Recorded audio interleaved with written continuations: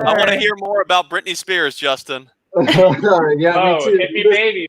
And my brother bought NSYNC, but we're live. Oh, man. Well, this is the Social Kick Podcast. I'm Brian Lundquist, joined by a fully quarantined, fully unmasked crew, hanging out, drinking beers with my friends. It's Dr. John Mullen, Luke Paddington, Justin Wynn, and Felicia Lee today. What's up, Felicia? How's it going? Thanks for having me, guys. Cheers. Thanks for being on. Well, first we're going to say, and then we'll come back to what we're talking about with Britney Spears. But Felicia, what is in that can tonight? Tonight I'm going with a nice, sparkly, wild little thing. It's a slightly sour ale, perfect for this very, very hot San Francisco day.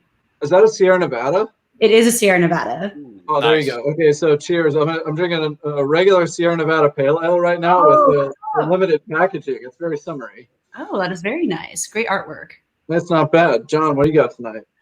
I'm getting away from the scotch because, like Felicia said, it is so freaking hot. I am so hot. My face is beet red. I'm drinking a KSA here. Iconic.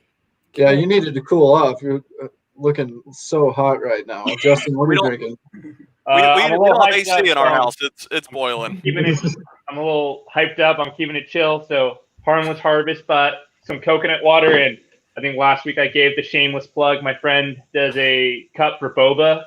It's a reusable cup for boba. It also has a second lid for the straw. So I'm just drinking water with it too. Oh, a boba specific mug. What's the company? I will get back to you on that one. What a good plug. Terrible plug.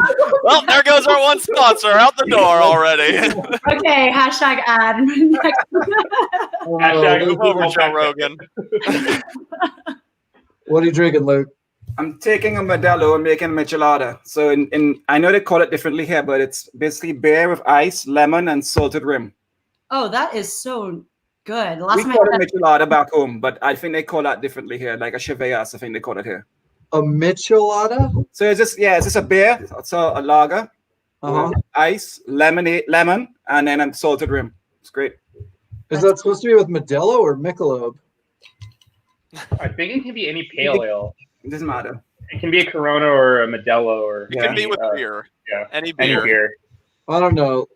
Luke, I can count on you for your uniqueness and throwback stuff usually. We were just joining the show talking about mixtapes and Blockbuster and a bunch of old stuff that doesn't relate to swimming at all. But since we're talking about what our first CD was, Justin, what was your first CD?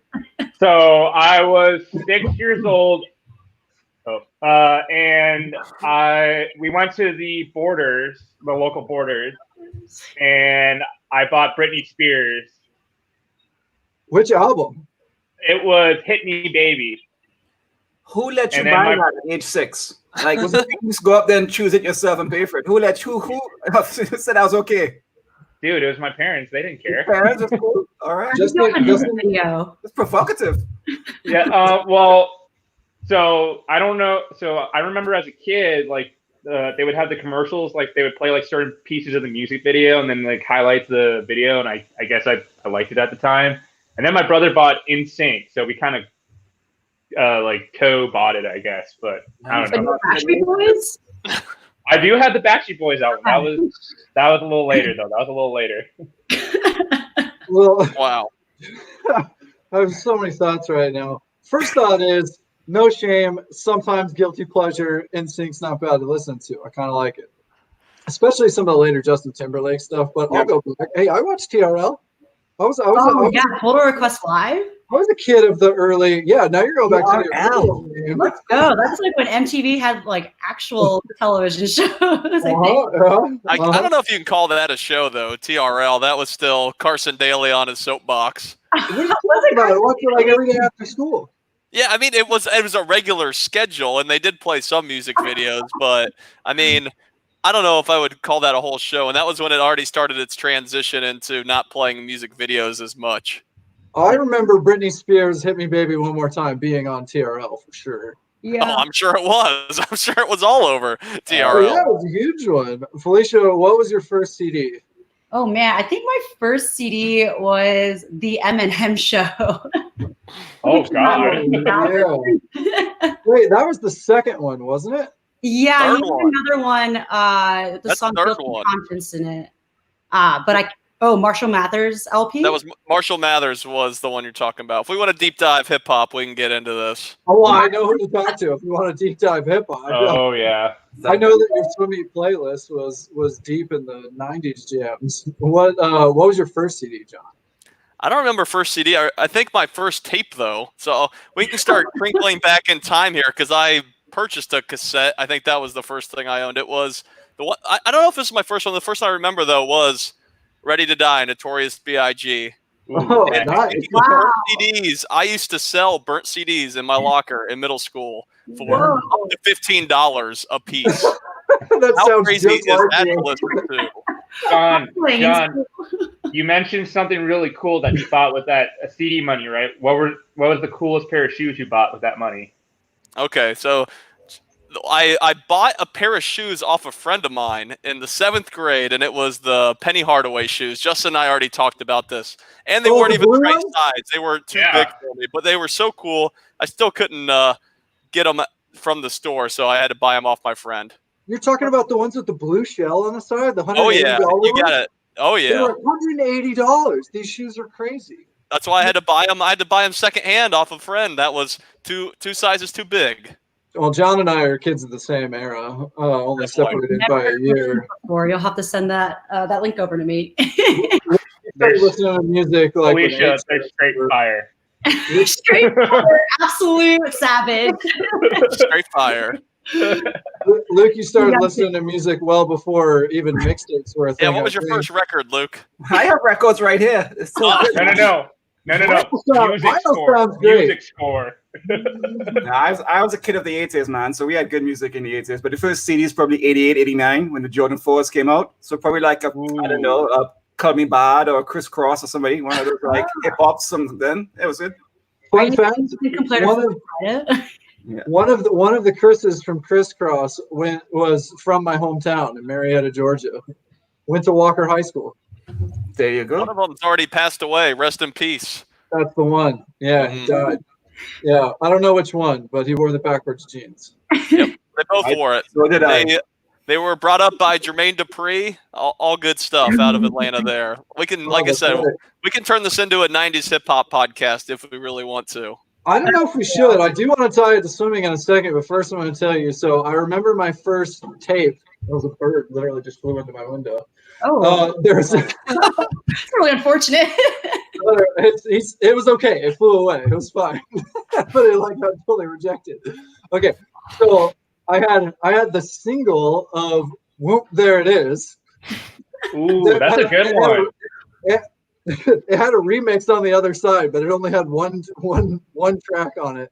And then the first CD was an Aerosmith Greatest Hits. It was Aerosmith Big Ones. Oh yeah. Nice. Single CDs. I forgot about those.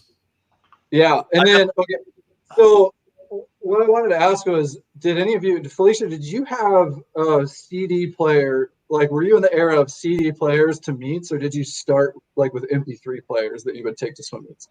No, yeah, I actually did not take CD players to meets. I think like most people know in the swimming world, I was pretty talkative, so I don't really listen to a ton of music. But I'm pretty sure I had this iRiver MP3 player that held like 15 songs on it. And I thought it was so cool and like very hip compared to everyone with an iPod Classic because it was way smaller. 15 songs. Yeah, not great. Better than nothing. What was your go-to to download those songs? I hope my parents aren't listening, but LimeWire completely destroyed at least 4 different computers in our household. We definitely bogged it down with a hard drive that was, I feel like I had a hard drive that was less than a gig. Oh yeah. And it was also like dial-up internet. So like as I'm trying to download music, like my mom's like, get off the internet. Like I got a call with so-and-so. Yeah, you remember getting kicked off the internet? I can still remember that sound that they would play when you're dialing up the internet is a sound that I bet, Justin, do you even know what that sounds like?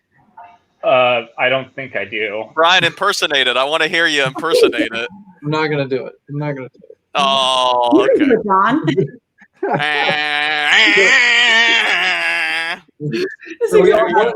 Doesn't ring a bell. Sorry. What were the 15 songs? Oh man, well I had some Eminem on it. I also this is not an appropriate song. It's that Amon song, FUU. Oh, I don't want you back. Not great. Then some good Charlotte. Was kind of going through like an emo emotional phase, even though I was quite a happy kid. This is quite the roller coaster through the emotions on your 15-song playlist. Totally, yeah. I mean, like, get yourself to swim meet. It's also like an emotional roller coaster. Yeah, she was back again. Felicia's back. I wish. There's one guy who I train with, who I lift weights with, and he always has the same 20 songs that he rolls when we lift weights. It's the same 20 songs nonstop, and the songs haven't changed in the 10 years we've been lifting weight. And now it's very Pavlovian. So when I hear this song, like out in a club, I just want to start bench pressing or something. It's really odd. The only Pavlovian thing in my life that happens like clockwork is whenever I hear Latin American, Hispanic, Mexican music, whatever you want to call it. It's like what you typically hear in a Mexican restaurant. I crave chips and salsa. I don't know. That's just like the application in my life. You must have a lot of sauce in your house then. Well, I do have some chips and salsa. Luke, you'd hate lifting with me. Okay, so I want to speaking of like roller coastering and the journey. Let's tie this back to like you've done a lot of things and been a lot of places in your swimming career, but do you remember your last swimming race? Oh man, last swimming race. Well, I know when it was. Let me think really quickly.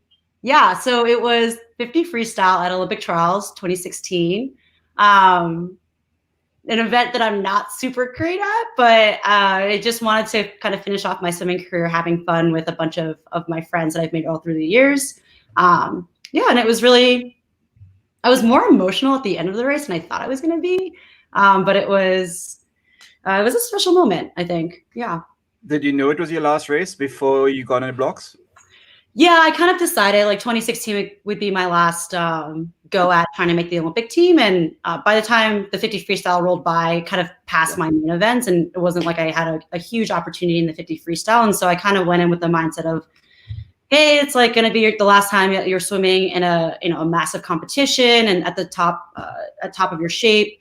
Just have fun with it and chat with the people that you've grown to love through the years and really admire through swimming competitions. And so, yeah, it made it like a really almost like sentimental, also nostalgic, even though I was in the race at the same time, kind of feeling at the very end of it. How did you swim? Did you have a good time? Was it good? I honestly do not know. I pretty much blacked out the moment I hit the wall because I kind of knew it was like all over and, wanted to the moment. Do you feel like you got some of that emotion out after maybe the 100 fly was over? And at that point, it was like, okay, you kind of had phases throughout the meet. I can't remember the event order, but I think 100 fly women is a little bit later in the event order, isn't it? It's actually the first like 2 days. Oh, yeah. All right. Well, then never mind. So you had several days then to kind of like, okay. Yeah. Yeah, so 100 fly obviously was like my main event, and when I didn't make the team in it, it like alleviated a lot of pressure. I had been training 2 extra years to try to make the Olympic team, and kind of had all my eggs in one basket. I wanted to make a real go at it for the Olympic team, and while I was still kind of in the running for a couple other events like 100 backstroke or I can't even remember what events I swam at Olympic trials. It felt different after knowing I missed the opportunity in my first big race. And so it gave me the opportunity to like really take in the environment, the atmosphere around Olympic trials. I think if you've ever been to Omaha, Nebraska, you can see a lot of different types of swimmers there. And a lot of times it's easy to get in your head and not really appreciate the moment and the journey that's gotten you there and all the people around you. And so it really gave me the opportunity to like really be proud of where I got to, but also just be appreciative of the moment that I was in. Yeah, it's a special place. I mean, so I have one of my memories just to share because Omaha and swimming in an arena is so different. And it's, I mean, you've had the ability to swim at some big international meets too, but and those they have a different vibe than even NCAAs. There's so many people in that place. Yeah, I remember swimming in the final of 50 free in 08, and everybody they blew the whistle to step up on the block, but before that, it was so loud in there that when they did that, the whole crowd, everybody stood up at that same moment to watch the 50 free final. And it was like Gary Hall's last race. And I don't know, but it's just that moment where you go, wow, this is so cool. And I think that's the unique experience that USA Swimming's done a great job of bringing into the trials environment that honestly exists nowhere else in the world. Totally. Yeah. I mean, just how crazy they build up that stadium in a short amount of time, and then managing to fill that entire arena, which is like meant to be for like ice hockey and basketball. And on top of that, they have all the fire going to the side of it. It's definitely a really special environment. Something that even if I think like when I'm thinking about it now, it gives me chills.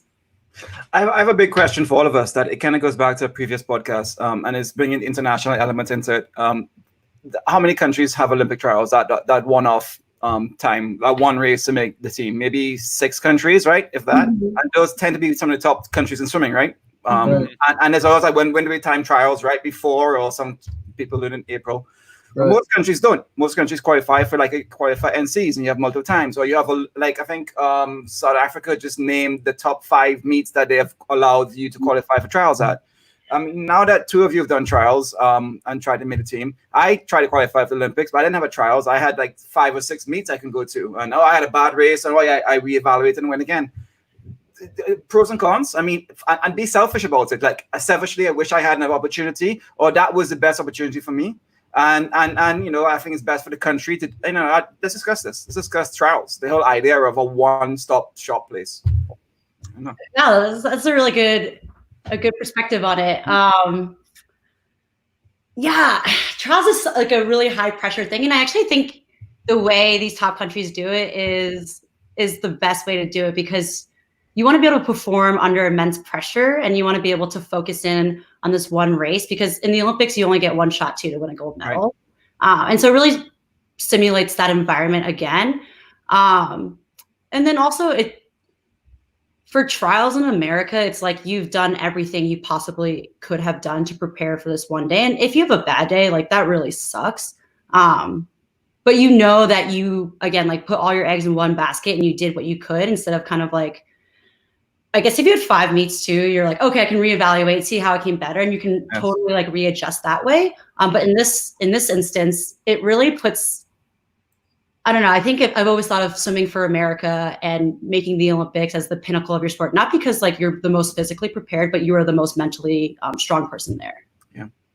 Yeah, that's true. I think so. The upside to me is in that it creates the environment for you to get the best out of yourself. And I mean, some of those other meets that are qualifying meets for countries are that as well. It's just that, I mean, those countries that host the trials that select their Olympic team or their World Championship team or whatever they kind of have to prove it in the moment, and that's a good precursor, I think, to whatever the championship meet is. Because the pressure, you'll hear a lot of people say that the pressure of the Olympic trials in the U.S. is greater than the Olympic Games, and like I don't know if that's necessarily true for the top people that are shooting for the top of the podium at the Olympic Games. They might not say the same. Maybe they would. I think you get kind of a mixed bag.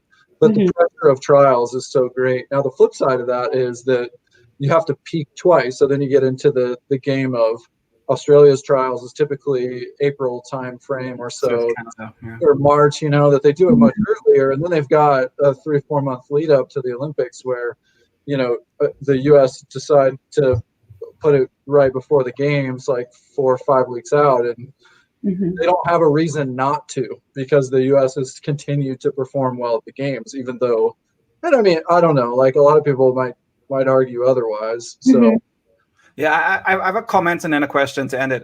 My brother made the games in 2000, and he had been to several world championships before and Pan Pacs and all these games. And I remember him saying that it was only halfway through his 200 free prelim that he realized, oh crap, I'm in the Olympics, I need to start racing. Because he was in a stadium of 20,000 people going crazy. Ian Thorpe was there, and he had turned at the 100. He's like, oh my God, I need to get going. What's going on? And yours here, that was his first Olympic Games. You always hear about people saying, yeah, you need to get a first Olympic Games in you to then perform the next one. But you don't have that luxury often, right? And a lot of people, and a lot of Americans get there at age 17 and perform really, really well on their first Olympic Games.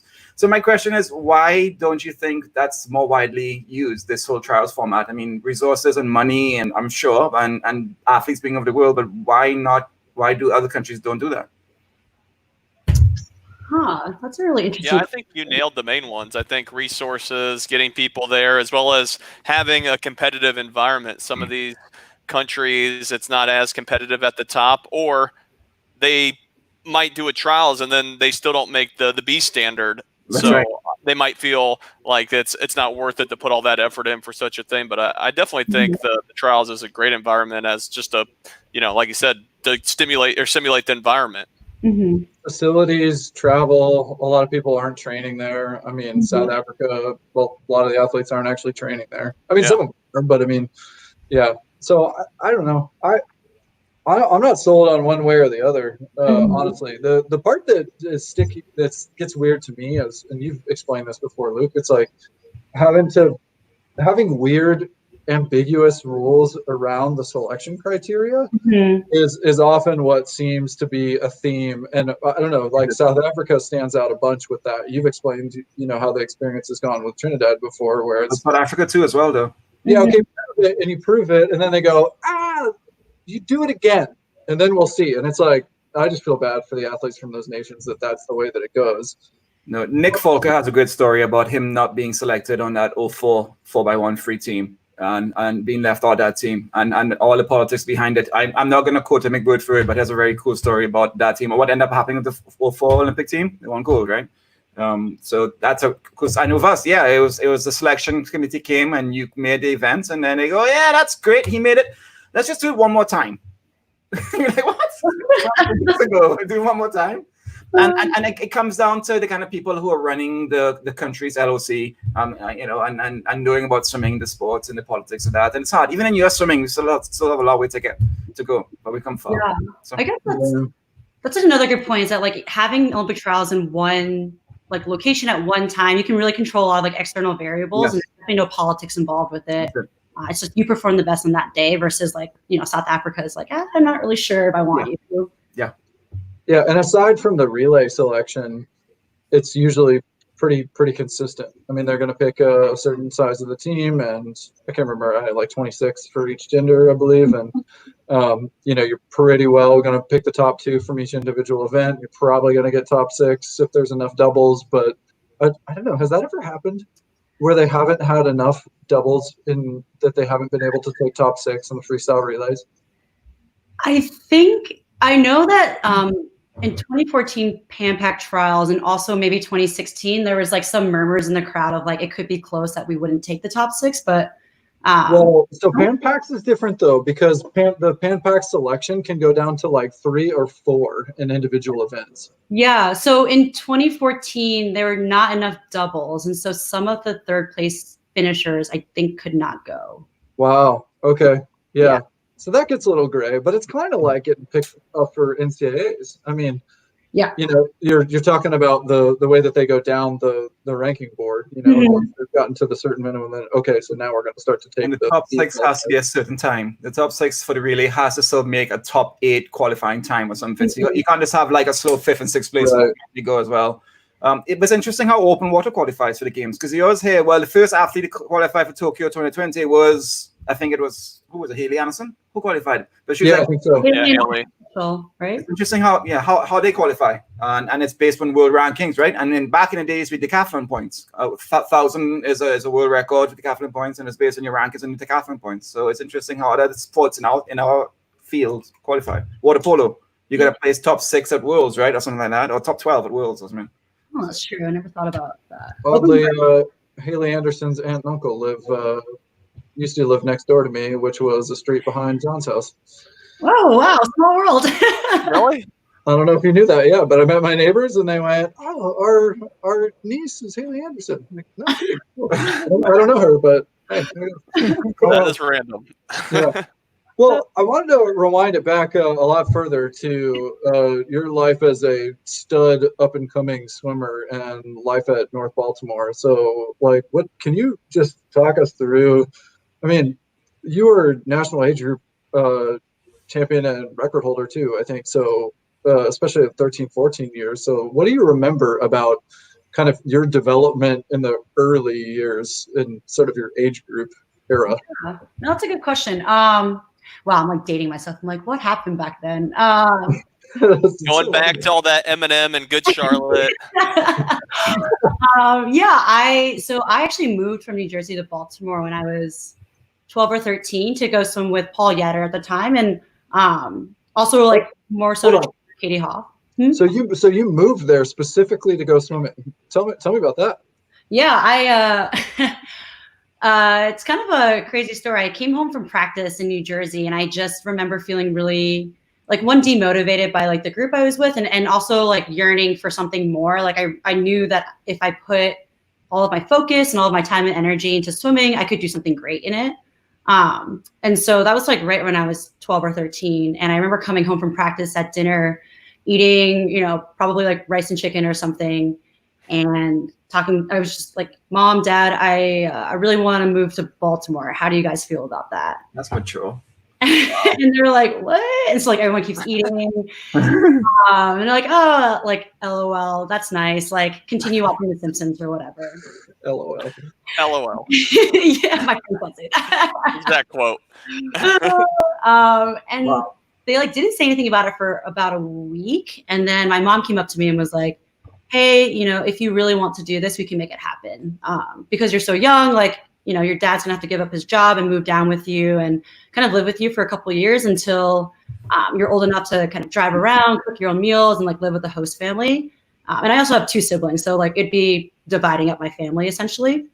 And I just said, yeah, like I really want to do this. So that's pretty much it. I moved. I enrolled in public school. I lived with my dad in an apartment for a few years until I got my driver's license, and then I moved in with the host family and lived with them until I went to college. Good grief! So, wow. I mean, did you recognize at the time, and what has it been like in your adult life to reflect on the decision that your parents made? Oh, absolutely nuts. I think about it now. I'm like, what made you believe like a 13-year-old really wanted to do this and like actually take her seriously to split up the family? And I'm always thankful for my parents for believing in me and kind of pooling all their resources to make sure that I had the best opportunity to be successful. My mom and dad will always say that like they just looked at me and saw something and saw how determined and serious I was about this, and so they were willing to make that commitment. But thinking about it as an adult, I'm like, I was nuts. Like I was a really serious kid, apparently. Wow, that's incredible. I mean, all due respect too, but that does make you think, wow, like what an impact that your environment has on and your circumstances have on the outcome. Because what an opportunity and a platform your parents gave you to say, hey, we're gonna prioritize you in your life and like place a bet on your future. Yeah, good on them. Yeah. Wow. You probably maybe you owe them some money back. So I hope they're not listening right now. I don't owe you any money. so explain what happened. So you walked on deck and said, "Hi, Paul, I'm here." Like I did it, and he's like, "Really?" Like what was that like when he's like, "You left your family at age 13 to come with me," and what was that like? And like and what? Yeah, what's the first practice like?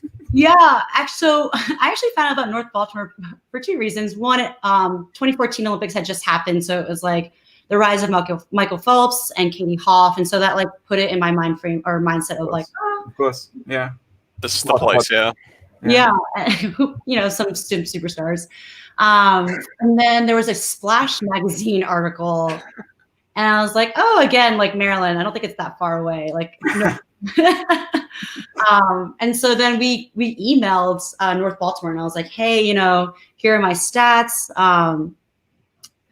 I'm like interested in coming to check on the program, like thinking about moving down there, like definitely not intending to officially move down there. So I drove down with my parents and did 1 practice and absolutely fell in love with the training. Really liked having Paul as a coach, and that was it. It was just like, I need to be here. Yeah. And so, after that, I went home, I packed up, we found an apartment. drove back down to Maryland, unpacked, and then just started enrolling in school and going to practice with North Baltimore. It's a common trend for a lot of people from the Caribbean region. A lot of them go and do high school in Florida, mainly. We talked about last time with Dylan Carter. What was it like with your Jersey coach? I mean, with the understanding, with that club understanding, had you reached their potential and they both realized that very maturely, like, this is as far as I'm going to go? Or, what's that discussion like? Because I'm thinking about people listening who have kids who are 12 and 13 or who are fast age groupers, Yeah, I mean, like the path I chose definitely wasn't traditional, and that's something that like a lot of people would recommend. But I had a really open relationship with my previous coach at Montclair YMCA. His name is Pablo, and he was like giving me private lessons too, and just kind of like taking me hopefully to like the next point in my career. And I think he recognized that like I needed a training environment that was going to keep up with what I wanted to do, and that likely wasn't where I was currently at the swim program. And I was super close to my entire team. Like they threw me a goodbye party, and they're all really understanding and kind of followed my career throughout the years. And I think that's a really special thing is like they recognize that I want to do something special and cool, and to have that support, especially from a team that I really admired and loved growing up training with. They're the team that made me love swimming and why I stayed in the sport for so long. So I was like great foundations and just continue to support me in all the decisions that I've made through my carear. Good on you. Did your dad like get a new job in Baltimore? And I mean, did that all kind of sort out? And how far was that drive? So the drive is like, I think it's 3.5 to like 4 hours from New Jersey to Towson, which is where I was. No, my dad, I forced him into early retirement, and he basically took care of me. Like he was a chef, and so he cooked me all my meals, drove me around, kind of like supported me as I was alone in the apartment just with him, without the rest of my family members. So obviously like a huge part of my life and something I will always be thankful for. Did he go sit at practice every day and watch? No, I don't think North Baltimore allowed parents to watch, actually. That's good, I think. Yeah. It maintains like your own personal environment where like you can really hone in your skills without feeling the pressure from parents. So what were some of the things, so already that is a huge step, I think, and a stake that they put in the ground, prioritizing, the athletes. What are some of the things that really stood out from those years of, okay, now I'm in the program and I'm accelerating. This is why.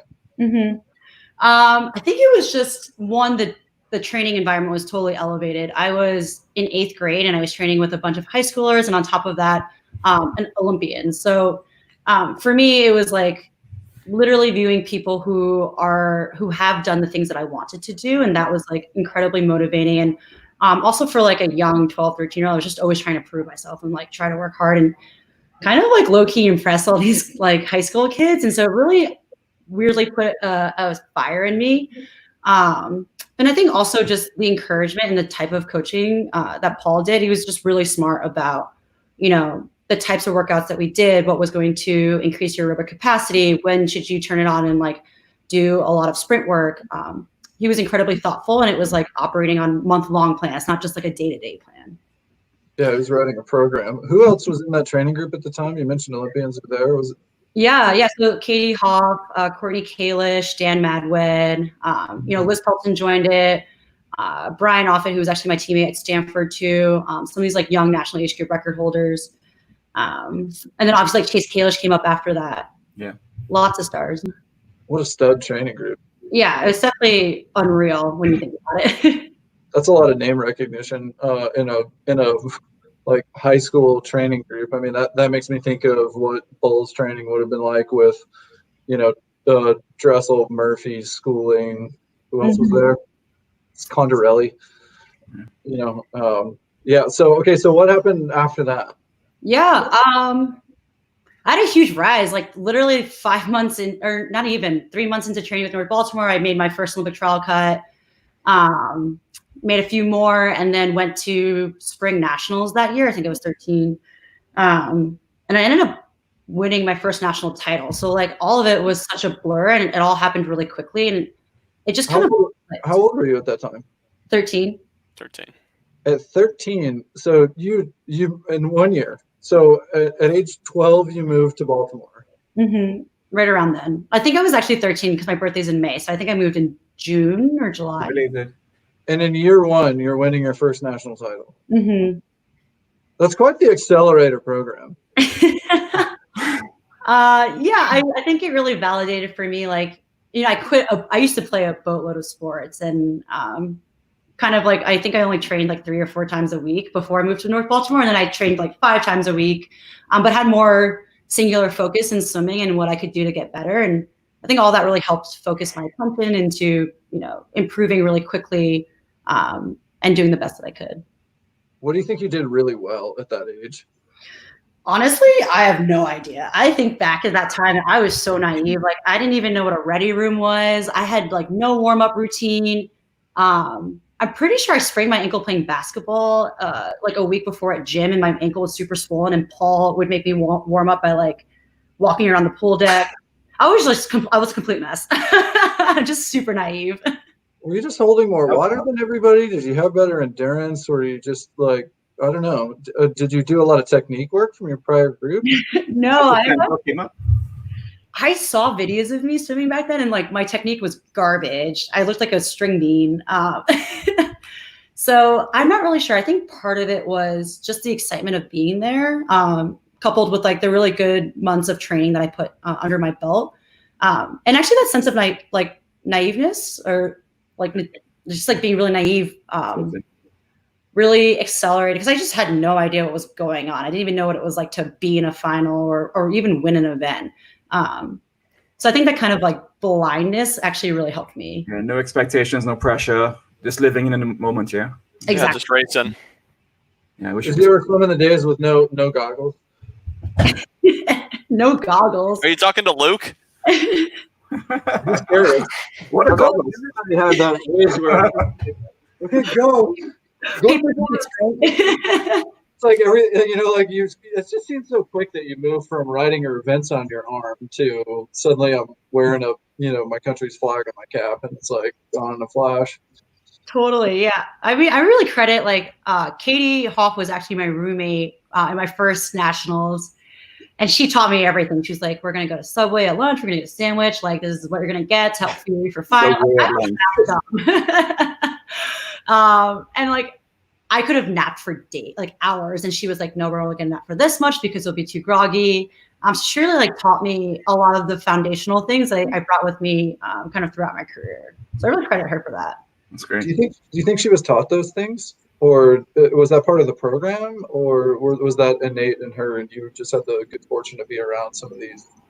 I think it's actually I don't know how you guys have felt like an international. I feel like most swimmers kind of have the same routine, and so I feel like for her, she learned these through, kind of being the Olympics or around other international swimmers, and then she was imparting that wisdom on some of us who were up and coming.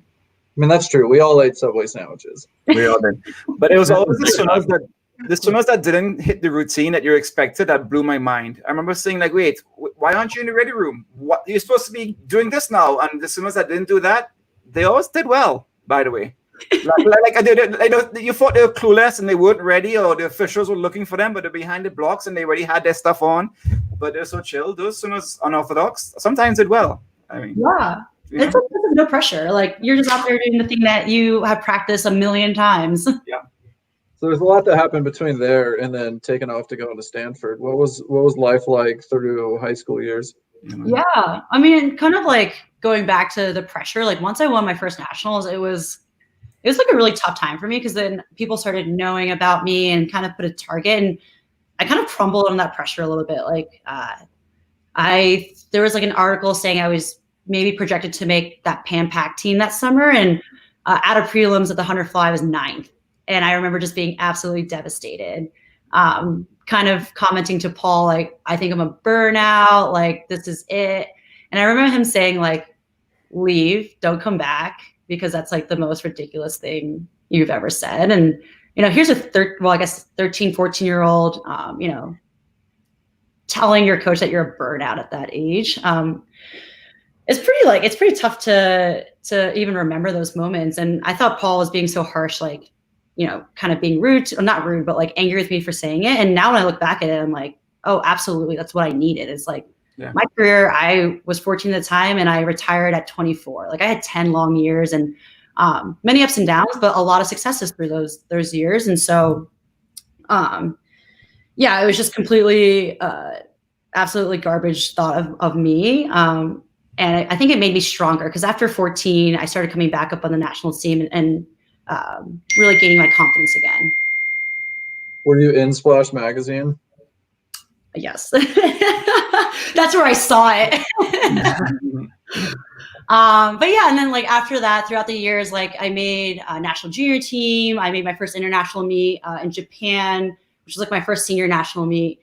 And then made like several national teams after that. And so it was like a really great career and obviously brought me to Stanford, which I'm so thankful for. I don't know if I'd be at Stanford had I not made the decision to move to Baltimore at 12 or 13.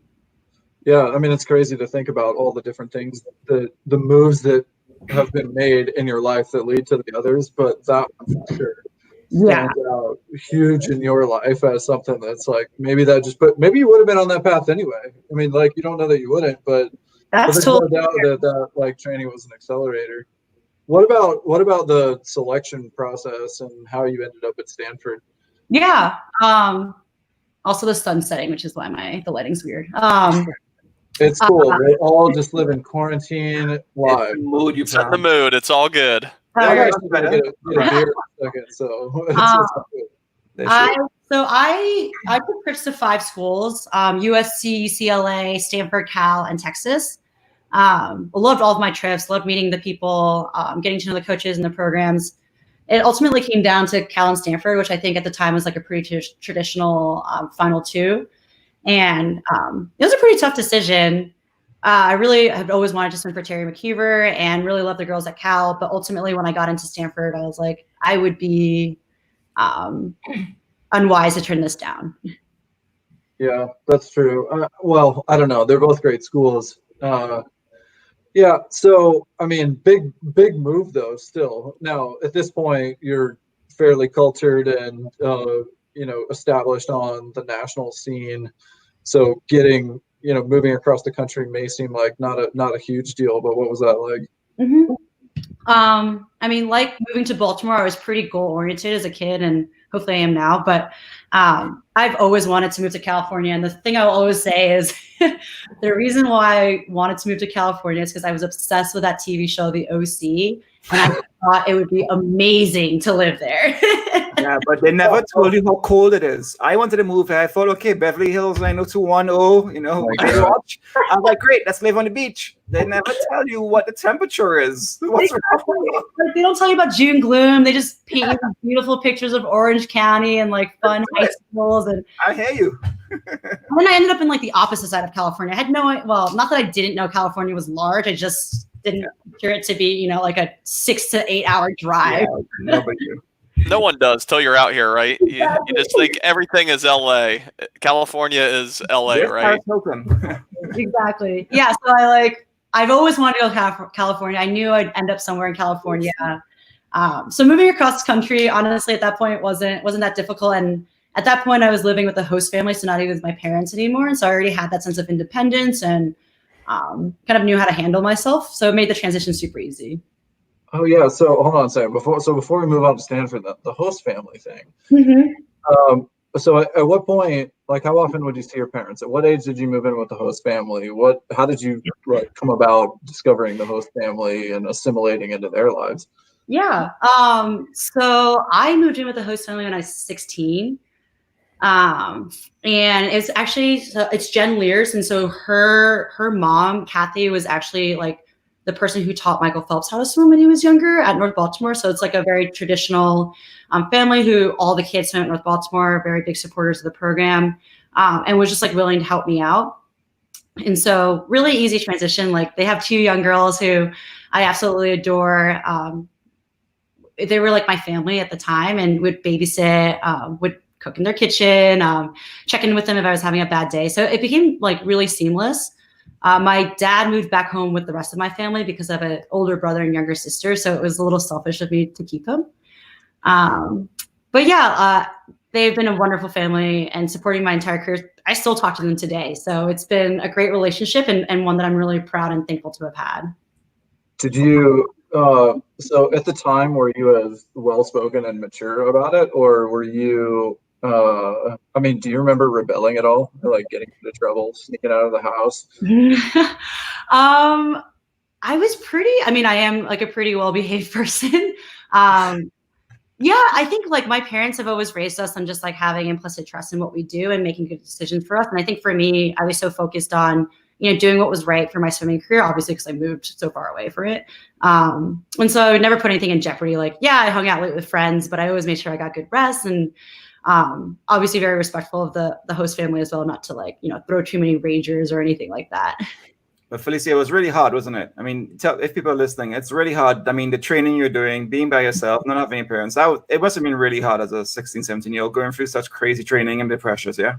Definitely. Yeah, it was incredibly hard. Not that like, it wasn't like I never had a support system around me, but it also still feels very, not like lonely, but you're very focused on what it takes to be successful. And part of that is also like being really rational and analytical about what you're doing, what's the moves you're making to be successful. And yeah, there are times where I was like, man, I just want to break down and cry. But there's also a part of you that's like, I know when I do this really hard workout, like I'm going to be better for it. So you just kind of buckle up and do it. I think it's definitely taken different shapes in my life, even currently, like with work. You know, just I still have the same mentality that I had as a kid, which is just like you can grind it out and you can work hard because you know you're strong enough to do it.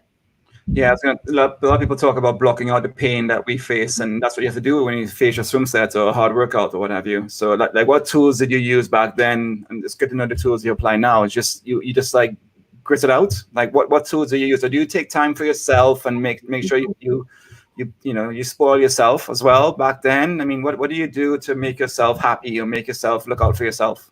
Yeah, I think the biggest thing for me was actually the people around me. Like I was heavily supported by the friend group around me, and especially, you know, swimming at a young age with a really high elite group, we're kind of all going through the same motions and the same type of training. So we can really like identify and also like be there for each other when someone's having a bad day. Yeah.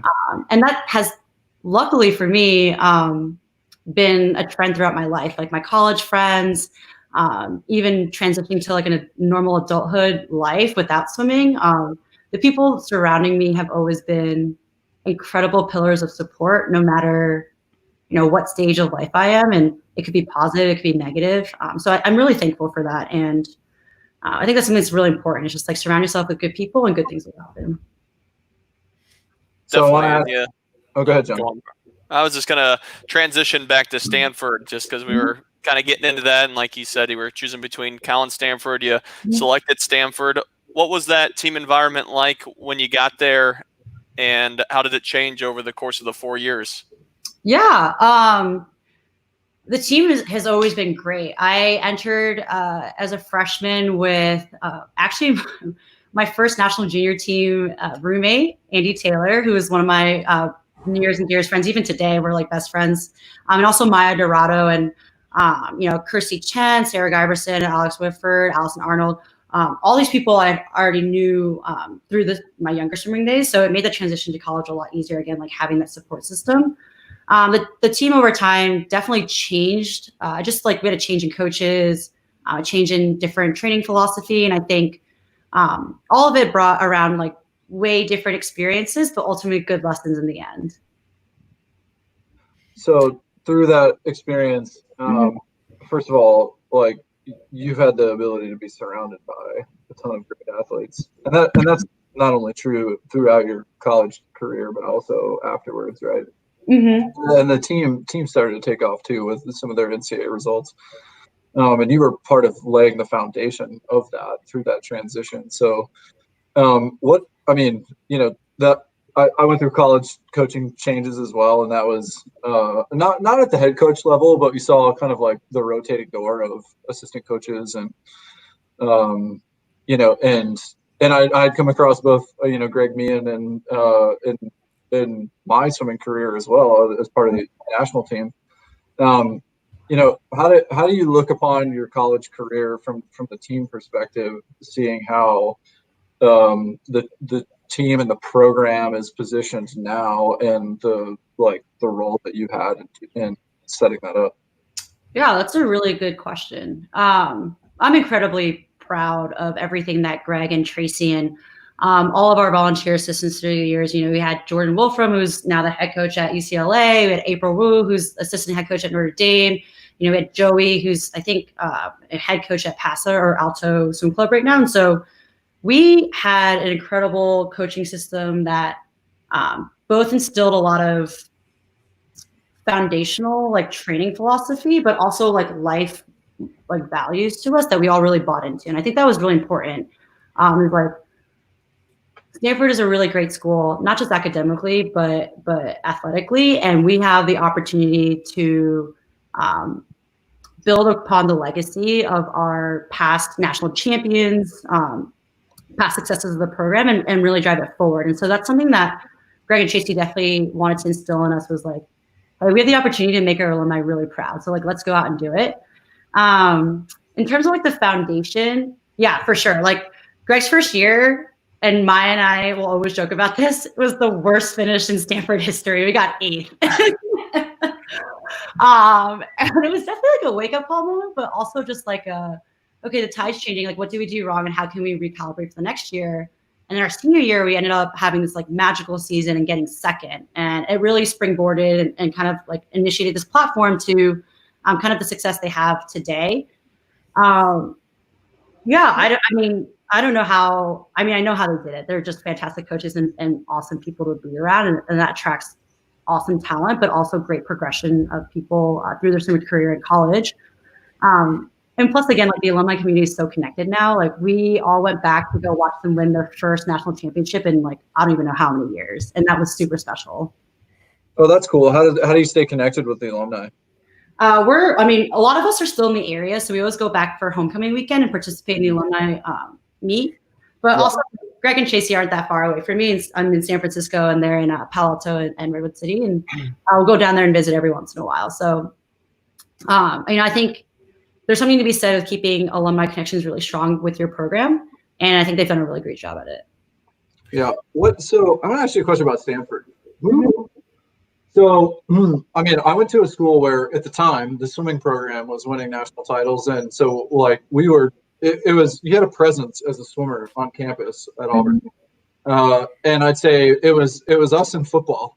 And it's not the same anymore, but those two programs were seen as you're legit, you're probably world class, or and that was true for some people. But anyway, you knew the success of the program.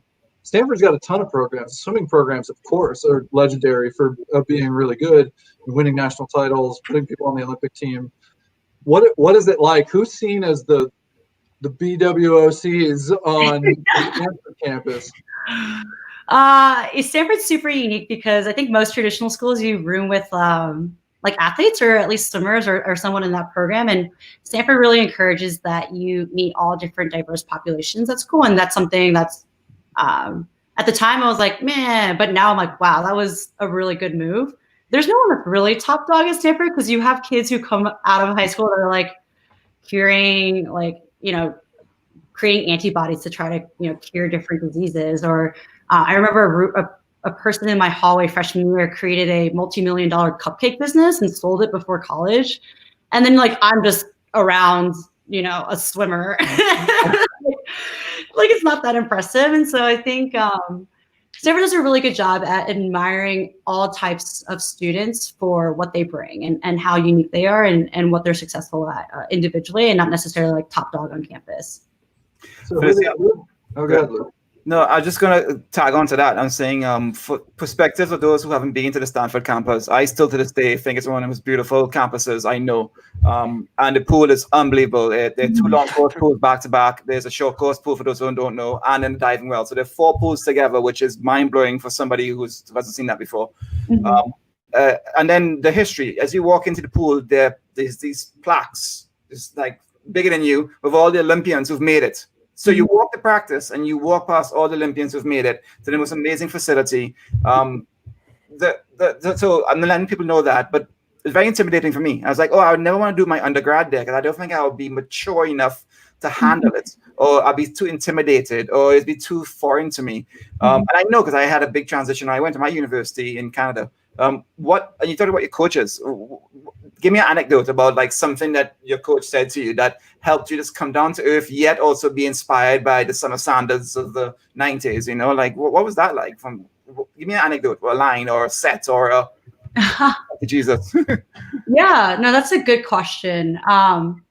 It's funny because now that when you describe it that way, I just started to realize that my entire swimming career, I've always had some sort of like hall of fame that I walked by. And so at North Baltimore, there's also kind of a wall of Olympians that have made it. Although a much dinkier pool. Stanford's the same thing. It's, plaques of Olympians, national champions.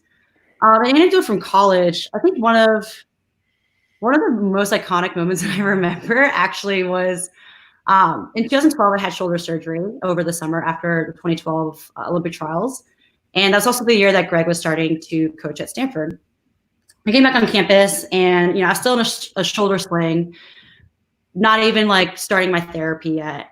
And I walked in his office to introduce myself and kind of talk a little bit about like how I wanted to improve. And I also walked in with the impression that I wouldn't have to show up to practice for like a few months because I'd be going through like a lot of therapy and like a lot of recovery in the training room and like would just be doing my own thing.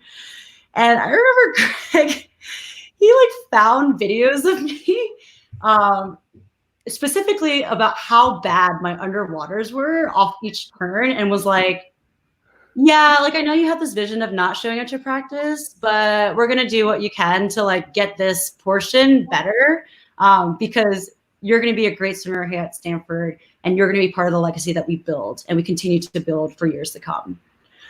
And so I remember walking into that office going like, God damn it. Like I wanted to like front loaded some classes, like kind of take my time. But it was really impactful because not only was he thinking about what I could do to get better, despite not having an arm to swim with yet, he also took the time to research like what I could get better at. And on top of that, he tied it back into like, this isn't just something for me. It's not an individual thing. I need to get back for the team. And not only that, I need to get back for the program and the historic program that we have at Stanford.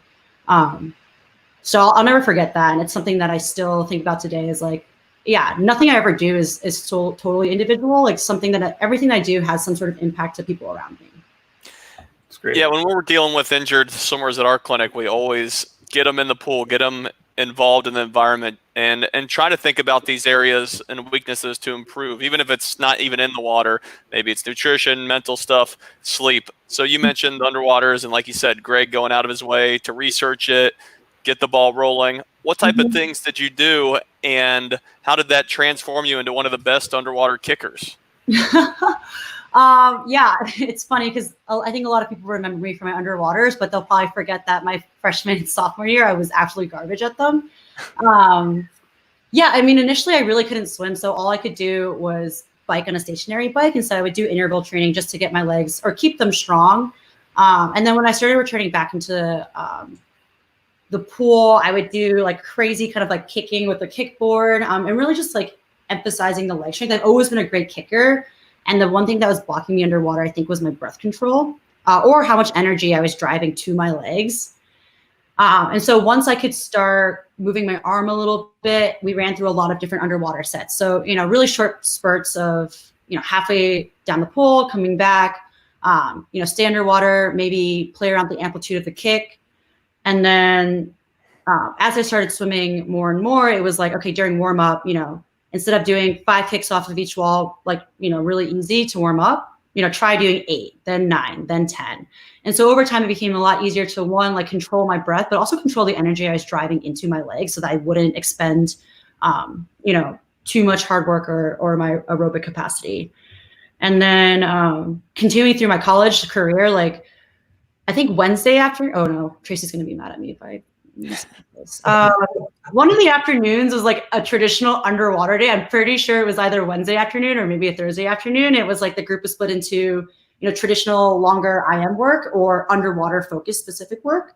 And Tracy would run us through so many different short spurts of different courses, different activities to just get our lungs in shape, get our kicks in shape, and it really worked.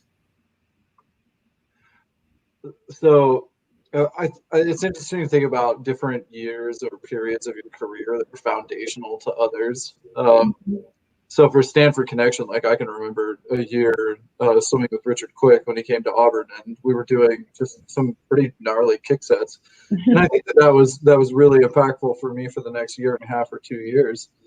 But so like, yeah, I mean, that also kind of sucks to train that way. Like when you're in the pool and go through the slog. Did you feel like you were still part of the team and improving, or was that just something that you had to get through? Yeah, I mean, I often say that like the injury and like not doing what the team was doing was probably one of the darkest times in my career.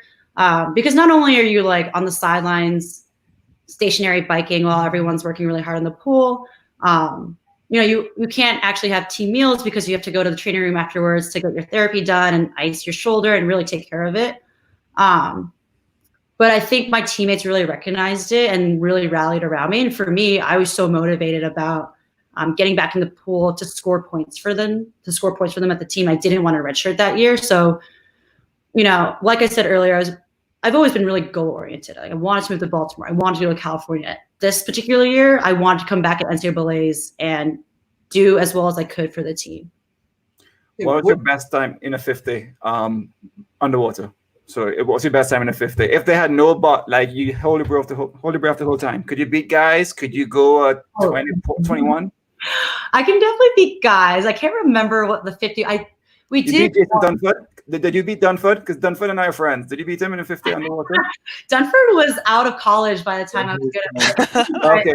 You're too old. Good job, Luke. Good job. No, I don't know. No, we used to do like 100 kicks long course for time. And honestly, I can't remember, but I'm pretty sure I got under a minute for a long course 100-meter kick. Well, actually, no, that's really fast. That's really fast. Definitely under like 104, I'd want to say. But I'll check that with Greg and Tracy. They might be able to remember. Dolphin kick with a board? Dolphin kick on my back. Dolphin kick on your back. That is still very legit. It's like that makes my legs hurt thinking about it, because now that we swim masters, we do not kick. Something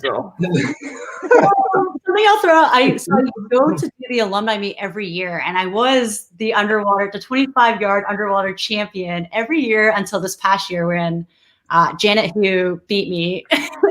Also a fantastic underwater kicker. Oh, Man. But yeah, it was claim to fame. Really good at kicking. Did you enjoy social kicking? Sorry. Did you enjoy social kicking? I love social kicking. Oh my gosh, that's when you get the best gossip. Should 25 underwater be an ISL event? I think so. I'll come back for that. I'll even do a hell, I'll throw that in too. Well, what do you think about that? Because that stood out to me with you. And so, I mean, you were, first of all, you were 58 low, long course 100 fly. So it seems like your versatility and your range in the short course pool is what stood out the most. And so it seems like you're sort of tailor-made for someone who would be great in the ISL format. Do you look at that and go, I would crush? Or what are your thoughts? I think I wish it were around when I was swimming, because I think it'd be super fun to like join a team, like a professional team, and really compete. I think I would have done well. I really do, because they have a lot of short format events. It's very similar to the World Cup, which I know there was like some controversy around it, but I did really well in the World Cup format as well, and like really short races back to back. I think that's where I really excelled, and I think that's why NCAA's was always a great meet for me, just because I could recover quite quickly, and I think a lot of that came from the foundational aerobic capacity I built at North Baltimore, and obviously continued in college. Do you feel like the event order should have been changed? So, because like you're doing that double, right? And yeah. It's a common double. It's maybe one of the more common ones, but yeah, I mean, would your life have been different if you didn't have to do 100 back and 100 fly on the same day plus relay? Yeah, I had the unfortunate or fortunate schedule that I front loaded my entire NCAAs my senior year. So I did every event except for one. I was only allowed one event the last day, which was the 400 free relay. I go back and forth on it. I think it provided a really interesting challenge. Again, like I think I must be kind of crazy because I love the idea of back-to-back performing at the best of your ability and seeing what you can do with those moments. I'm not sure if they should be separated because I'm always really impressed by people who can pull off that double. And on top of that, I think it just really shows how strong you are, but also NCAA is such a team-driven sport, or like a team-driven meet, meaning that like I remember when I finished the 400 freestyle relay, I finally like teared up a little bit because of how, not because of like I was happy, but I was exhausted. Sure. I just didn't let myself feel those things until the very last race when I knew it was done. And that was because I wanted to be really strong and really present for the team, and really be in that team environment, have them push me to the end. So I think it would have been nicer if they were not on the same day. But I do appreciate the opportunity I got to do. I think it was 3 events in one day for that one. So 6. Prelims and finals. That's pretty ridiculous. But I mean, I think the trade-offs would be, I don't know, like, so, I mean, in my day, the 800 free relay was not on the Wednesday prior. Moving that, I think, opened up a lot of doors because that was a brutal day. A couple of 100 backstrokes made it to a 200 free at the end of the session. Oh yeah, but also think about like a lot of people do that race, like the relay and the 100 back, and maybe the 100 fly. And earlier on that day, it's a 200 IM or 400 IM. It gives you a moment to really appreciate one, how tough that 800 freestyle relay is, but then how much you can really see the effort people are willing to dig in order to fight for their team to finish like one place up on the podium, and that's a really cool thing to see and like visualize when you're in the pool. I watched the 4 medley relay from I think your senior year, and you had this epic fly leg where you guys caught Texas A&M, and then Simone, either Simone or Leah, I don't know at that time, finished it off. But how did you think about relay swims differently? How does the team environment drive you versus individual?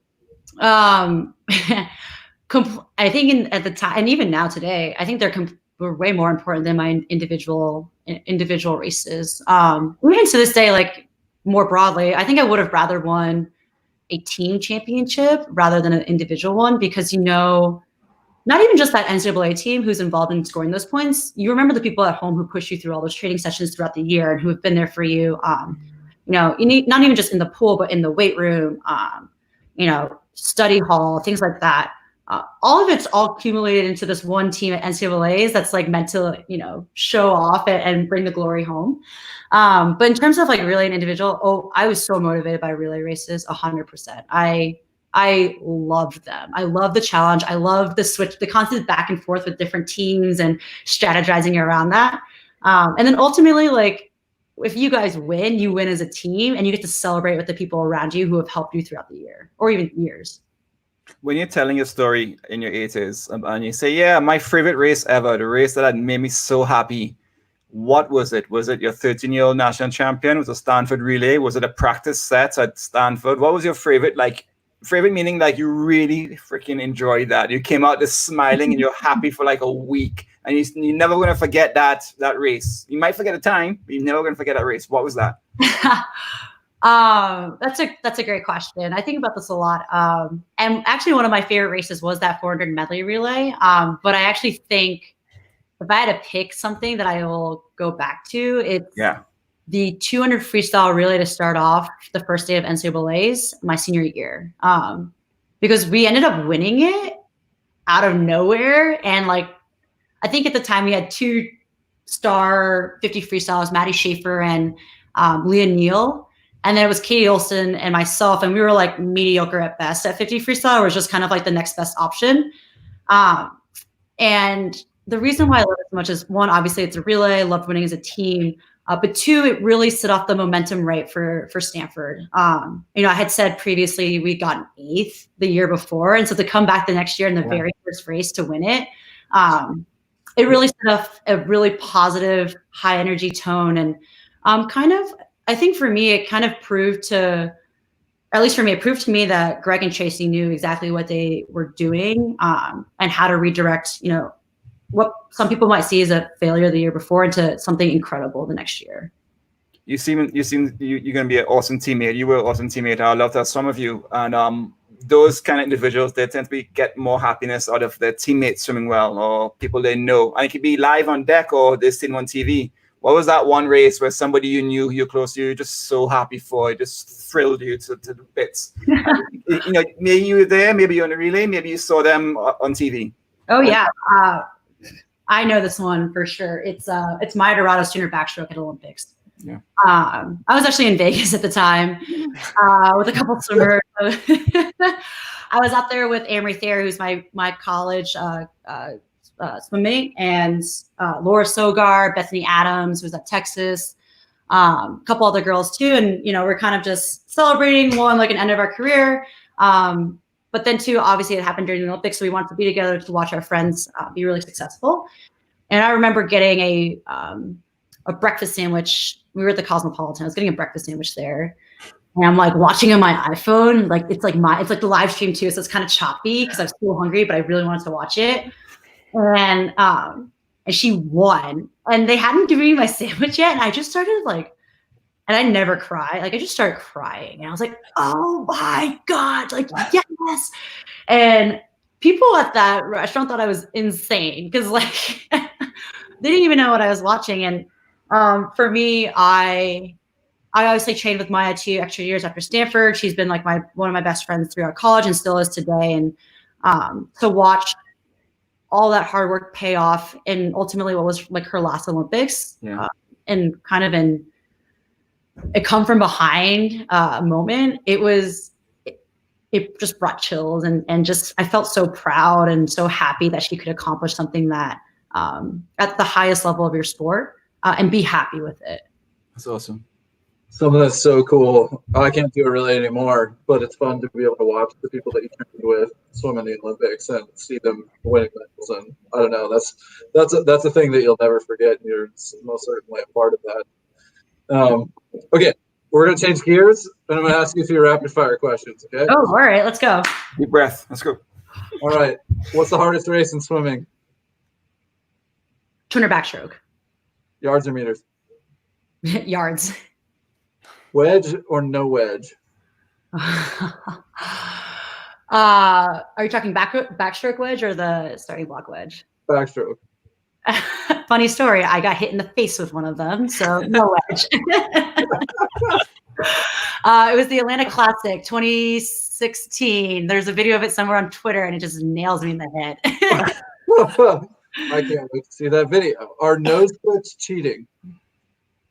Not cheating, but funny looking. Funny looking for sure. Which was the best super suit? Ugh, I never did well in the super suit era, but you made the national team. Sorry? You made the national team. I did, but actually I made it with a slower time, and I think I was faster without the super suit. I'm gonna go with iconic. It's the gold Jacob one. The gold Jacob was legit. Oh yeah, you kind of look like a god. We touched on this a bit with ISL, but should underwaters become the official fifth stroke? Hell yeah. What's the greatest thing about swimming at Stanford? Oh man, there's so many great things. Your teammates who become your family. What's the if you could start an ISL team, what would you call it? Wow, man. This is a cop-out. Baltimore Ravens, because go Ravens. Name something people don't know about you. Don't know about me. Well, popular fact is that my knees hyperextend backwards 38 degrees. Something they don't know about me is 38 degrees? Yeah. They're super floppy. I'll show you one day. Oh my gosh. I don't know. I'm pretty much an open book. Yeah. We'll go with the knees. I didn't know that. 38. There you go. We'll accept it. How many? So we talked about that double. How many women have conquered the NCAA 100 fly, 100 back double by winning both on the same day? Oh wow. I think it's got to be a pretty small amount. I'm gonna say like 3. I'm gonna need the swimming outlets to look it up because I have no idea. If I had to guess, it'd be like Natalie Coughlin. I felt bad not knowing like further back. So Natalie was the one that stood out, but I don't know further back. I kind of think that Misty Hyman would have done it because of her underwaters. Man, yeah, I think 3. I can't name them all. Speaking of your ISL team name, what happened to the Ravens in the playoffs? It's a tough day out there. A really tough day. You know, just wasn't our moment. Much like Olympic trials, sometimes it's not your day. Is that what Lamar said? Hey Lamar, you know, like, if you are watching this, give me a call. Let's talk about your All right, we did it. That's it. Hey, so it was awesome to do this, but so before we close, I wanted to talk about like life now. And so as like many people go to Stanford, do the startup thing. Mm-hmm. So now you're living life in San Francisco, connected to the Alumni network. You're here, you get to, you know, you did it. You're on the West Coast and in it. So tell us about what you're up to now. Yeah, up to a lot of things. Luckily, I have a lot of friends that still live in the Bay Area, either from swimming days or not swimming days. And, you know, we just love to adventure around. So one big plug I'll put in there is, you know, Brian and I did the Catalina swim run together with a bunch of other former swimmers like Chelsea Nada and Catherine Breed. And so that was super fun, and Courtney Monsees as well. So like biking a lot in the Bay Area, trying to get out in aquatic park, but I'm not a big open water swimmer. And then other than that, yeah, like career wise, I left swimming, went to consulting because I wasn't sure what I wanted to do. And I thought it'd give me a good foundation, and then bit the startup bug and never left. And so now I'm currently at a company called True Work. Funny enough, no Stanford, actually one Stanford person there, mainly all Harvard people.